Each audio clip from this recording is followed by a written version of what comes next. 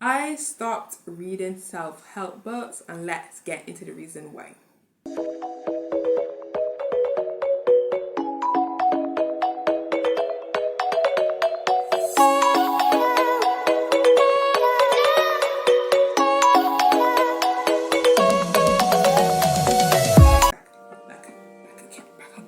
With another video. Today we are going to talk about the reason why I stopped reading self-help books. So let's get in. Alright, so I have always wanted and always been on this journey of like understanding myself, self-love, self improvement, just focusing on how I can improve on my personal journey. But I've come to a point where I just stopped reading self-help books, and it was an intentional choice. The first reason why, before I get into the reason why, I would say that self-help books are great, depending on which book you're reading. It's great. It can give you a lot of understanding of self. Two self-help books I like to recommend is the 4 Agreements and The Mountain Is You. Those are 2 good books to read, so I do it because it's the 4 Agreements especially is a short book, and it gets to the point, and it's 4 things that you can implement into your life, and I feel I'll do a video on it. And The Mountain is talks about your negative, the things that you do, the habits that you do, and to be more aware of it. So that's also good guidebook. So let me get into this. Positive books is good for you, but my problem is that I read so much books and I realized that I was procrastinating or not taking action on what the book says. And I realized that, and when I realized that, I stopped reading it and focused on the book that I already read, the 4 Agreements especially, and try to implement it and take actions, because I felt like it was like going through. I would take up a book, I would read the book, I would feel so enlightened, and I'd be like, oh, this is what I'd be doing, oh my gosh. And I'd be really enthralled, that's not the word, but anyway, I was so invested into that book. But then the next couple of weeks or the next day, I forgot about it, or I didn't make it practical. So that's why I stopped.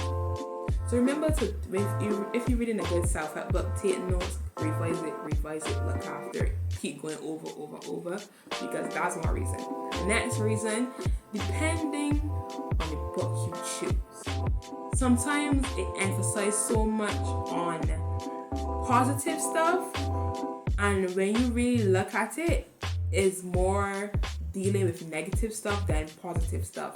Meaning you have to learn or take time to go through all the traumas, all the things that you experienced that was bad, that the qualities that you have that are not so great, shadow work is involved. So it's more dealing with those negative stuff than focusing on love, happiness, butterflies, rainbows, daisies, star nights. So depending on the book you read, sometimes it's more positive, it's more focused on happiness, and not happiness, but focusing on positive stuff.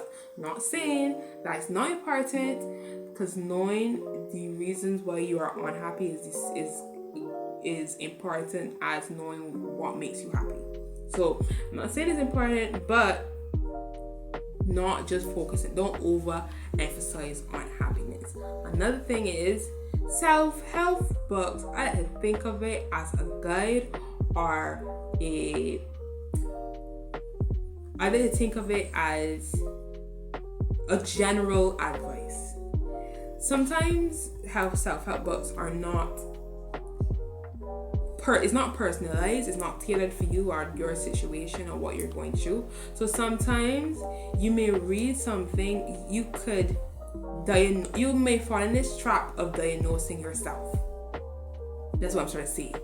You might look at some self-help books, and then you be like, I have depression, I have anxiety, when it may not be the case. So I would like to say there's a fine line with self-help books, because it's self-help books. So take it as general advice, implement it as you can, but try not to medically diagnose or yourself for mental health issues, okay?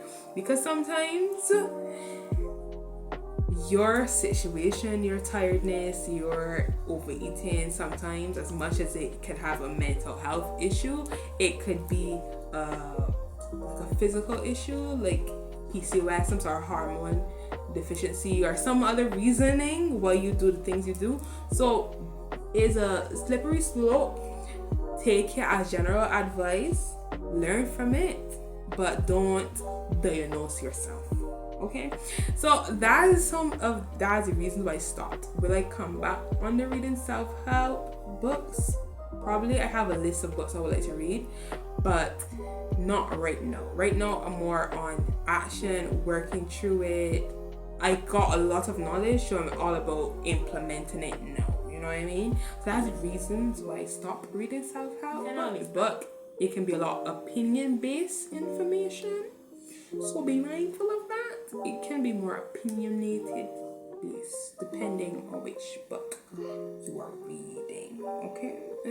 So these are some of the reasons why I stopped reading self-help books, and love you guys. Like, comment, share, subscribe, do all the good stuff. All right, bye bye.